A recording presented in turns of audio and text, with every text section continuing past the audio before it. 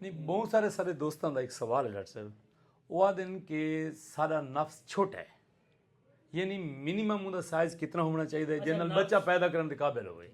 ਅੱਲਾਹ ਪਾਕ ਨੇ ਜਿਹੜਾ ਹਮਲ ਦਾ ਸਿਸਟਮ ਰੱਖਿਆ ਨਾ, ਇਹਦੇ ਵਿੱਚ ਨਾ ਨਫਸ ਦਾ ਛੋਟਾ ਹੋਵਣ, ਟਾਈਮਿੰਗ ਦਾ ਮਸਾਇਲ ਬਾਜ਼ ਔਕਾਤ ਕੁਝ ਮਰਦ ਹਜ਼ਰਾਤ ਕਹਿੰਦੇ ਨੇ ਇਹ ਮੈਟਰ ਨਹੀਂ ਕਰਿੰਦੇ।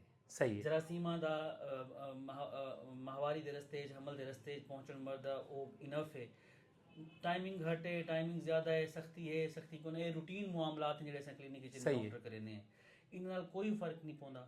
ना ही वो खुदा न खास्ता टाइमिंग ते दवाइयां वाले पासे भजे, ना ही कोई अजी जेड़े तो पता है क्या पता ही है बिल्कुल बिल्कुल इना मामलात वाले पासे भजन दी जरूरत कोनी। अल्लाह दी ज़ात ते भरोसा रख के दरमियान यानी मतलब ये कि कहंदा अगर 2 इंच 4 इंच 3 इंच इन नाल कोई मैटर नहीं करे, प्रेगनेंसी थी वे उन्होंने को ये सारे जेडे पेशेंट्स को भी तसल्ली करवाने हैं कि इस नाल कोई फर्क नहीं पौंदा।